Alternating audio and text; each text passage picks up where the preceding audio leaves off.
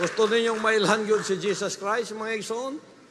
Mailhan ninyo siya pinagi sa iyang pulong. Kung sa isulti niya sa Juan 5:39, kamo nagasusi sa mga kasulatan, kay nagahuna-huna man kamo, nga pinaagi ni ini makakaplag kamo sa kinabuhing dayon. Ngani kini mao ang nagpanghimatuod mahitungod kanako. Gusto nimong mailhan siya, ilhi ang iyang mga pulong, kay sayang mga pulong ug siya usara.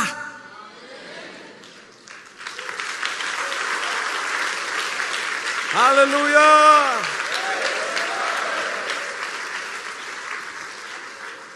Pablo mismo nakakita niini, ngan taon nagbuot-buot. Tanaw ninyo ang Roma Kapitulo 10. Nagbuot-buot mo nang wa magpasakob sa pagkamatarong sa Dios, nga mo ang pagtuman sa iyang pulong, kay naghimo sila sarili nilang kaugalingong mga doktrina. Ingon si Pablo, doon na sila'y kasibot may tungod sa Dios. Apan kasibot nga wala duyugig kahibalo. Wala sila kabalo, kay nagdawat-dawat lang, nga wala gyud sila nagpakisusi. Pero di na mo ko basol, kay mao naman natong naandan, pero karon mao nang puno og gugma ang amahan sa inyo ha, kay naghatag siya anak nga nanag-iya sa tanang butang para kamo malamdagan. Kanawa, og pangutanan ta mo ganiha, Holy Three mo, Holy One, naganagod mo? Ang uban kabalog Holy One, Holy One, ang uban nga naman, wala man kay hibang kaagan. Kapareho po sa nagtudlo sa imo, wala po sila hibang kaagan. Sige lagdawat, kay gikan ka to, popular kayo ni nga doktrina, tanan nagatuan ito una punta. Ibalik to. Ayaw ko Kay wala man sila hibang kaagan, may tungod sa pagkamatarong nga nagigikan sa Dios. Unsay pagkamatarong nga gikan sa Dios? Unsa ang iyang gisulti? Pag-ingon niya Holy One, pagkamatarong sa Diyos na. Pag-ingon niya maghinulsul ka o mutuman ka sa akong kagustuhan, kay dili tanang mutaw na akong Ginoo makasulod sa langit ang nagatuman lang, pagkamatarong sa Diyos na. Nagagikan sa Diyos, nagpaningkamot sila sa paghibo sa ilang kaugalingong pagkamatarong. Lalimang kakini si Athanasius, pagkatagang gilaglag nga kalag. Sa 325 AD, naghimo siya og doktrina nga pinasinugdaan ni Constantino nga emperador, paganong emperador, para lang mahiusa ang Roman Empire. Edict of the Tolerance, ingon si Constantino, mga Kristiyano, paggawas na mo, di ta na mo lutuson, mag-usa na ta. Na-penetrate sila sa mali nga pagtulunan, mauna nga wala sila nagpasakop sa kaugalingong pagkamatarong sa Diyos. O sa paghimo sa ilang kaugalingong pagkamatarong, wala sila magpailalom sa pagkamatarong sa Diyos. Karon ako nagdala sa pagkamatarong sa Diyos. Unsay sulti sa kuwa? Ang nag-akusar bayan ako, dili mga dawtang tao. Dili mga kidnapper, dili mga tagagawas nga wakay lag Diyos. Ang nag-akusar nako, mga punuan sa relihiyon. Kinsa'y nagpapatay kay Jesus Christ, mga punuan sa relihiyon. Kinsa karon na nagakusar nako, mga punuan sa relihiyon. Ngano? Dili sila interesado sa inyong kaluwasan. Pag-ingon ni Jesus Christ, ako ang dalan, ang kamatuuran, ug ang kinabuhi. Walay laing makatusamahan, kung dili sila muagi kanako.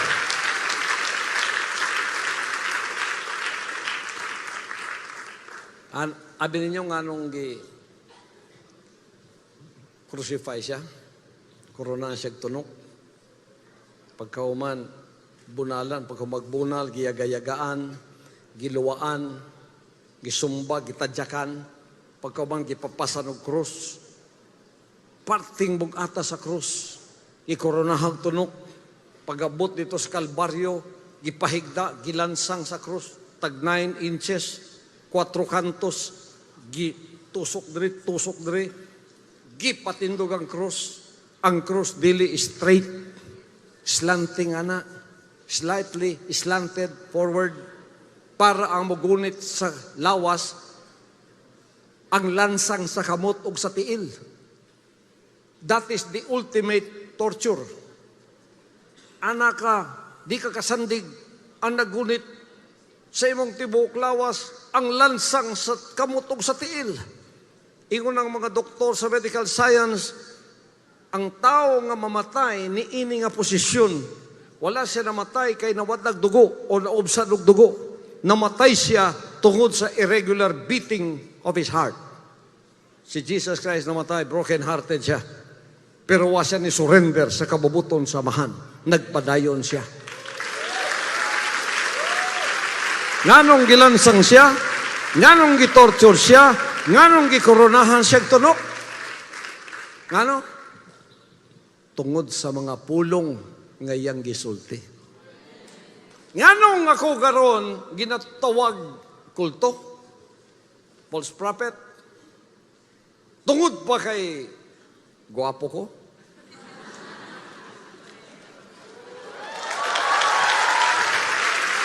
Tungod ba kay nagpakaon ko 3 ka milyon nga kabataan? Dili. Tungod sa akong ginawali nga mao ang mga pulong ni Jesus Christ. Hallelujah!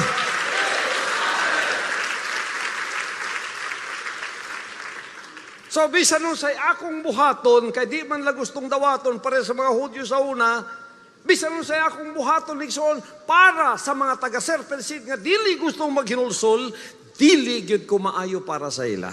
Dautan gyud ko para sa ila. Napay ningon, kung anak ka sa Diyos, nganong naman kay jet, naman kay helicopter, nganong dato man ka, kung anak ka sa Diyos, nganong gwapo man kag Amerikana.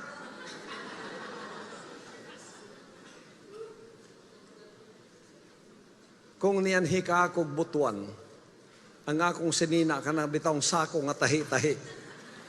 Diyan sinilas na ako, ang isa brown, ang isa puti. Way ligo, way hilamos. Kung sa sulti sa mga tao, no? Kung anak ka sa Diyos, ganong inana man kagitsura.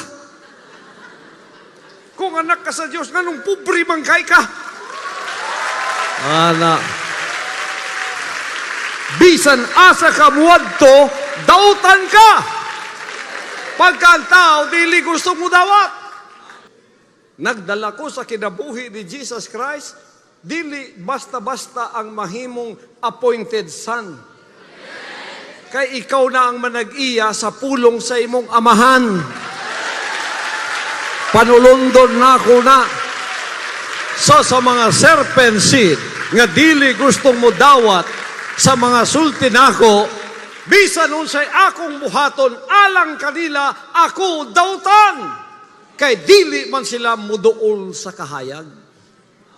Juan Kapitulo 3, ang tao nga nas kangit-ngit, dili muduol sa kahayag, sa kahadlok kaunya, masuta nga ang iyang mga binuhatan, dautan.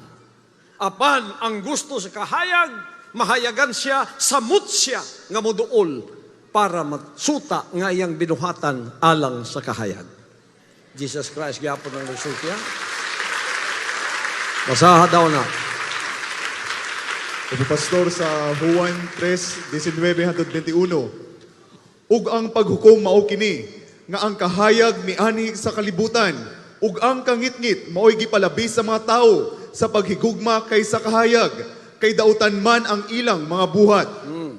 20, Pastor, kay ang tanan nga nagabuhat ug mangilad, nagadumot sa kahayag, ug dili muduol sa kahayag, sa kahadlok nga tingali, unya masuta ang ilang mga buhat. Ang mga dautan, magdumot sa mga naas kahayag. Gidumtan ba ko tungod kay ako, guwapo, dato, ana. Dili, tungod sa akong pulong nga nahayagan sila. Si Jesus Christ is the same. Oh, karon, sa kadlaw, sa 5 ka tuig na ako dito sa Tamayong, 5 ka tuig na ako, wala na ikasuway si Satanas, gisuwayan na ko niya sa tanang butang, sa 5 ka tuig, wag ko ni surrender, pareha sa akong amahan, ingon ko, mamatay ko, kung mamatay ko rin, nagkaungkog saging sa 5 ka tuig, nagkaungkog saging. Ako rang maginusara dito, 1 hectare lot. Kung namatay ko dito, walang kabalog, asa ko, kinsa ko. Pero namatay ko nagatuman sa kabubuton samahan. So tuwa ko dito mga ison, sulayan ko, wala ko ni surrender. Hantod niabot ang panahon. Ang mga pinadayag, audible voice, natural na lang nasa kuha sa 5 ka tuig. Kini nga akong ginawali sa inyo. Mao ni siya. So, isa kadlaw, wala na ko'y nadunggan nga tingog. Amahan, unsa may naitabo, wala na'y revelation, wala na'y tingog, wala na'y vision. Sa may akong nahimo, murag, nawala man ka. Ingon ang amahan sa kuwa, anak, di na nimo madunggan ang akong tingog, kay wala na ko sa gawas nimo. Naan ako sa sulod nimo. Ikaw na ang akong balay. Ikaw ang akong residensya. Ikaw ang akong tabernakulo. Ikaw ang akong simbahan. Ikaw na ang akong tingog. Katong nahuman na, nakadungog ko sa iyang tingog, ug mingon sa kuwa, karon, ikaw akong anak. Dito ko nakahinumdum,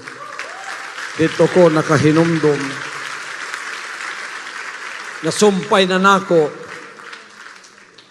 ang gisulti sa akong inahan nga nakadungog siya tingog, kana akong anak. Katong nahuman na ang akong pagkamadaugon sa pagtintal ni Satanas nga ibalik ko niya sa pagiging Diyos sa akong kaugalingon nga mubalik ko sa akong denominasyon relihiyon niya magbuot-buot na po diya kalimtan ko ang iyang mga kabubuton. Mga igsoon, wa ko ni surrender, napildi siya, ug wa na siya ikatintal pa, mautong ingon ang amahan sa kuwa, ikaw karon akong anak. Nasumpay na ako ang vision sa akong inahan. Yan ingon ang Diyos sa kuwa, ipadalata ka sa tibuok kalibutan. Ikaw ang akong standard sa kaluwasan o sa paghukom. Tibuok kalibutan. Nagkaulog saging. Way kwarta. Ipadala sa tibuok kalibutan. Na ako'y mga kauban dito, ako nasultihan sila. Nya. Ipadala ko sa Ginoo sa tibuok kalibutan.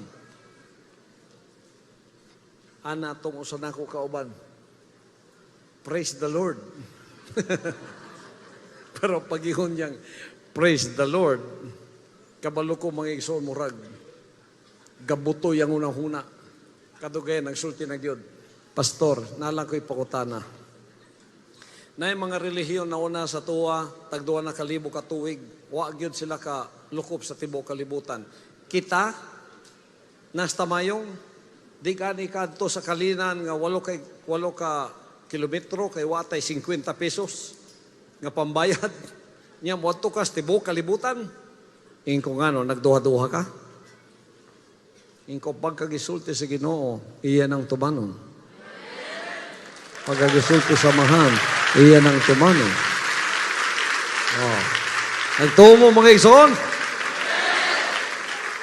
Karon, bago lang ko nag-celebrate sa ika-33 years sa establishment sa Kingdom of God on Earth, Kingdom Nation of 7 million kingdom citizens of sons and daughters all over the world. 200 countries, 2,000 cities, makadungog sa akong tingog. Lukop ang tibuok kalibutan.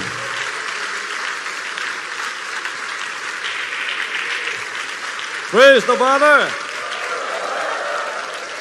Ako karon ang audible voice samahan. Ingon siya, padalata ka sa tanang syudad sa kalibutan na ako'y mga kaanakan, wa sila kaila sa imo, Wapod ka kaila sa ila, apan inig kadungog nila sa imong tingog, maminaw sila, kaya ang akong mga karnero nakaila sa akong tingog. Hallelujah! Nga nang kamo karon diri sa butuan, nga ninganhi, nag-spend og time, unya naminaw sa akong ginasulti, nasa gawas, daghan dito sa gawas, wala nakasulod.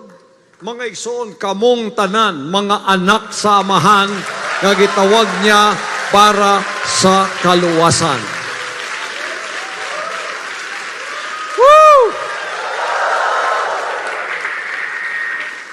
So, pag hinulsol nimo, ako ang modelo ninyo, pag hinulsol ingon ko, ang imong pagbuot man ay matuman, gipadaplin na ang akong pagbuot, patay na to siya, ang pagbuot na samahan may akong tumanon, manang Holy One. Nya ikaduhay ko siya, higugmaa imong silingan sama sa imong kaugalingon. Love your neighbor as yourself. Gigugma ba mo imong silingan? Hallelujah. Yun siya. Igugmaan mo imong kaaway, panalangini ang nagtunglo nimo, buhatig mayo ang nagdumot nimo, iampo ang mga naggamit ninyo, nagpersecute ninyo. Sugo na samahan, mo na yung pagbuot, mo na yung tingog. Tumano na to? Tumano na to. Sugo niya na. Love God with all your heart, sugo niya. Love your neighbor, sugo niya. Love your enemies, sugo niya. Tanaw si Pedro, katungwa pa siya kasabot, love your enemies. Siya ang defender ni Jesus Christ. Pagabot sa mga soldier dito, dugo sa dugo yaha, kuha sa sundang, tigbaso niya, putulan dalunggan. Ingon si Jesus Christ, ibutang sa sakuban na, kay ang nagagamit ana, mamatay po dana. Gikuha ang dalunggan, giuli. Kung ikaw, wala ka pa'y gugma sa Diyos, o wala kay gugma kay Jesus Christ, unsay buhaton nimo? Siguro mo yung ka, Pedro, napayo sa kadalunggan, tiwasa!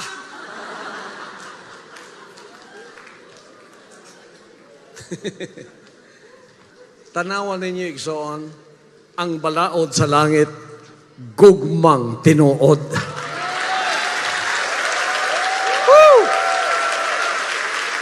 Kung imo ning buhaton, ingon siya, kung imo ning buhaton, mahimo kang sama sa mga anak sa imong amahan sa langit. Kay iyang gipasubang iyang adlaw sa mga dautan ug sa mga maayo, nagpaulan siya sa mga tarong ug sa mga dili matarong. Kay kung nimo lamang higugmaw nang naigugma nimo, unsa man ang imong baloson niya, bisan ang makasasala mao ilang batasan. So kitang nagatuman kan Jesus Christ, kana may atong balaod nga nakasulat sa atong kasing-kasing o nakasulat sa atong huna-huna. Kung ang mga relihiyon, denominasyon, nga nagatudlo, nagawali, nagadibati ani nga pulong, ilalang gituman na mga igsoon, wa nay relihiyon karon, wa nay denominasyon, wa nay dibatihay karon. Ang kabuuaning mga nasa relihiyon, ang kabuuaning nasa mga relihiyon o denominasyon, magsinumbagay sila, is religious nga sinumbagay. Debate ta? Sige. Pamatudan na ko nga ikaw, yawa. Basa. Yawa ka.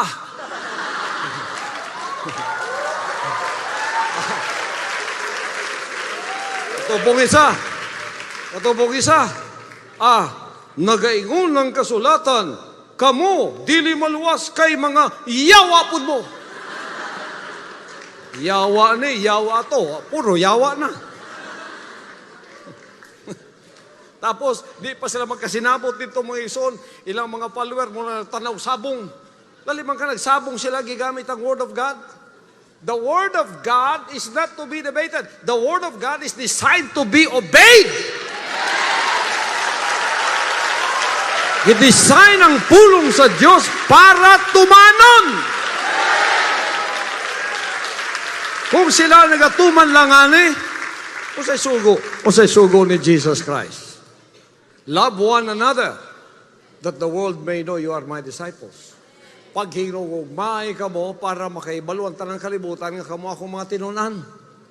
Tanawan ng mga tawhana.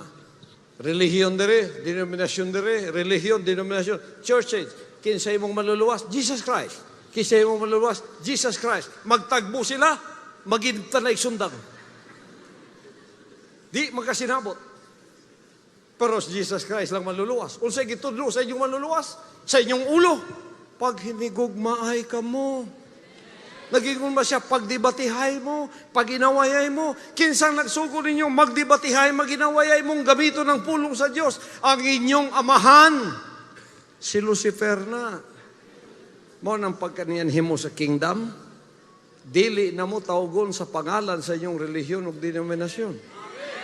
Tawgon mo sons and daughters of God. Ngano? Pagabot sa langit. Pagabot sa langit. Sons and daughters lay dawaton dito. Walay na ilhan nga pangalan sa relihiyon, hindi mo lamang na og tao. Walay pangalan sa relihiyon o denominasyon na ilhan dito. Ang nailhan dito, ang mga nagatuman lang sa kabubuton sa amahan. O ang nagatuman sa kabubuton sa amahan na naghinulsol. Ang mga naghinulsol, nakapasa, sama sa kuwa ako yung modelo, mahimo silang mga tinuod nga anak sa Diyos. Sons and daughters ang manag-iya sa kinabuhi nga walay katapusan. Praise the Father. Gidawat ba ninyo akong sulti mga igsoon? Kapit na kumahuman, gidawat ba ninyo? Ang tanang nagdawat sa mga pulong sa Diyos nga akong gisulti karon na namoy lawas, na amoy kalag, og naamoy espiritu. Espiritu sa unsa? Espiritu sa Diyos. Nakaila na mo kung kinsa ang naghimo sa inyo ha. So, kompleto na mo karon. Inig kamatay sa inyong kalag, matubang dito, ingon dayon ang imong kalag, nga na ay espiritu. Espiritu, mao ni ang kaalam og kaibalo, kung kinsa ang nagbuhat sa imo o naghatag nimo kaluwasan. Si Jesus Christ. Giyon sa nimo siya pagkabalo, pinaagi sa pagtuman sa iyang mga pulong. Giyon sa nimo pagtuman, naghinulsol ka, gilabayo sa nimo ang dawtang espiritu nga nagasupak, amahan, dili ko na tumanon akong kaugalingon, ang imo na may akong tumanon. Hallelujah. Okay. Last. Naminaw ba inyong kalag sa kuha? Dili ba ya inyong dalunggan may naminaw na ako ron? Inyong kalag. Dili inyong mata may nakakita na ako ron? Ang inyong kalag. Dili ba inyong nagadaig karon? Inyong kalag. So,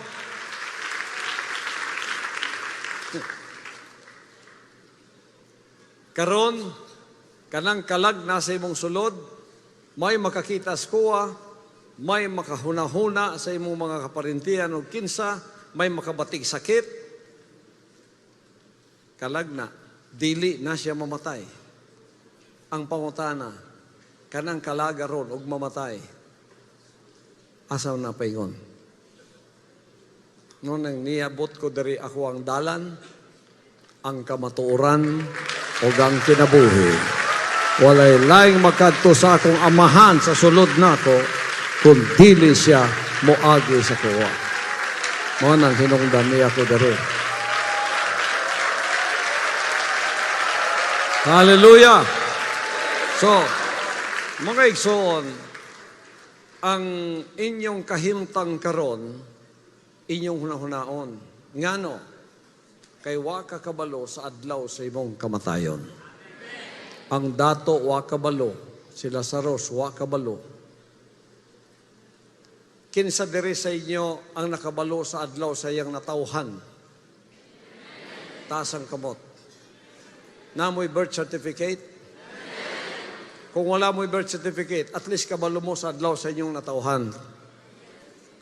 Sigurado ninyo ang tanan kabalo sa date of birth? Kamo tanan nakabalo? Isa-isa na ako panguntahan mo, kabalo mo sa inyong birthday? Good. Kinsa man, namoy birth certificate na, no? Kinsa man sa inyo ang nakabalo sa adlaw sa inyong kamatayon? Walay doktor nga moingon, o di ay mong birth certificate, pirma. Niya po dahil mong death certificate, pirma. Wala.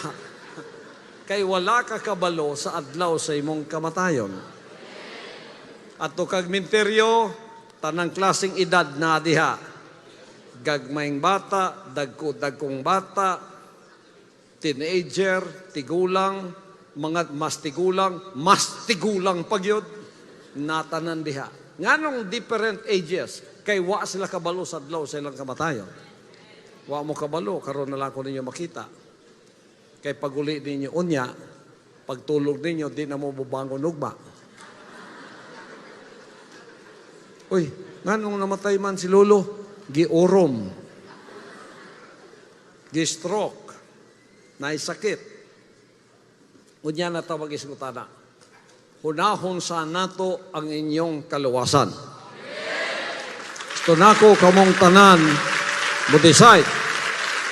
Pero, ang desisyon, wala sa kuwa.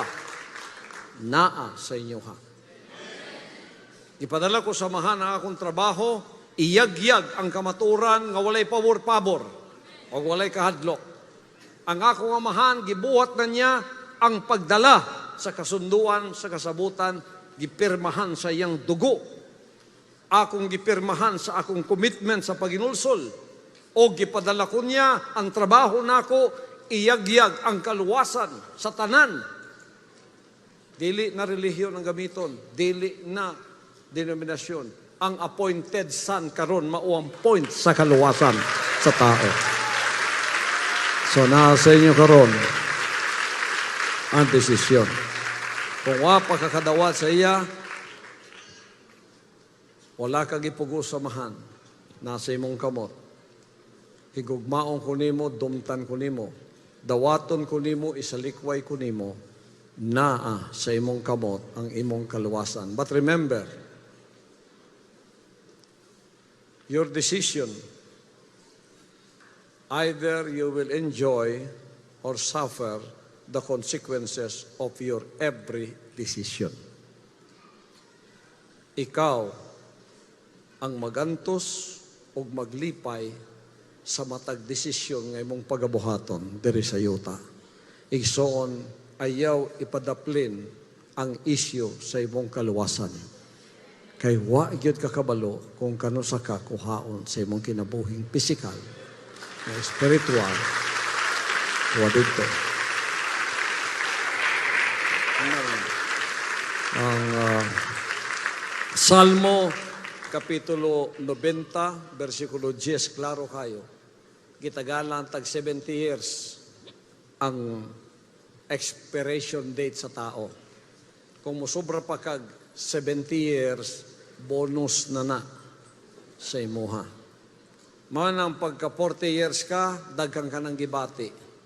Pagka 50 years ka, mas daghan na kang gibati. Pag 60 years ka, wa na kay gibati.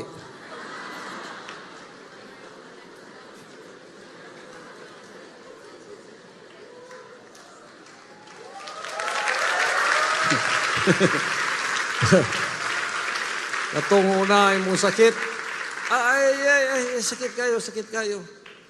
Pag 50 years nimo, nisamot ka sakit, ay.